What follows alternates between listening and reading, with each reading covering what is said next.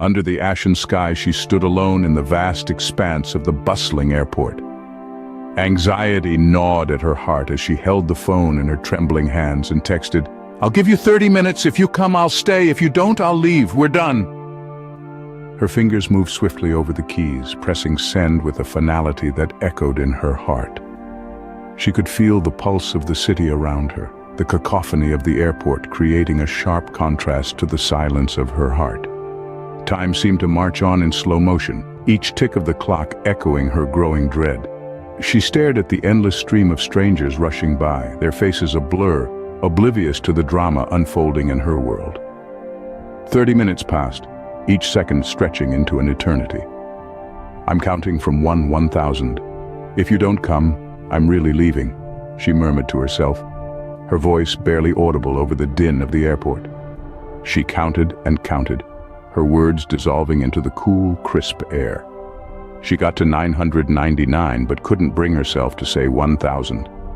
Suddenly, the loudspeaker broke through the noise, urging the passengers to board. She felt a knot of desperation tighten in her stomach. Frantically, she texted him one last time. "I'll give you 100 more seconds. If you don't come, don't hold it against me." Her words were fraught with a desperation she could barely contain. He still hadn't come. The reality washed over her like a cold, relentless wave. She boarded the plane with a heart heavy with disappointment, regret, and unshed tears. He hadn't come. He had never loved her enough to come. 5 years later, she returned to her country to attend a class reunion. She brought her husband and son with her. "Haven't seen her for many years. I wonder how he is. Do he still remember her servant?" She waited for a long time, and finally, he didn't come either. Unable to help herself, she asked a friend if she knew how he was doing now. The friend looked at her in surprise and said, "Why do you ask him? It passed away 5 years ago. Maybe you don't know? You're also so heartless and useless. Even though you broke up, you should know." She was silent, unable to say anything. Tears fell down her face. She doesn't know. Maybe she won't know for the rest of her life.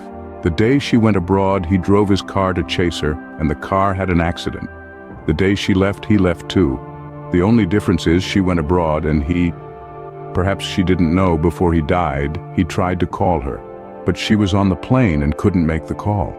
The day she was disappointed in him was also the day he died without closing his eyes.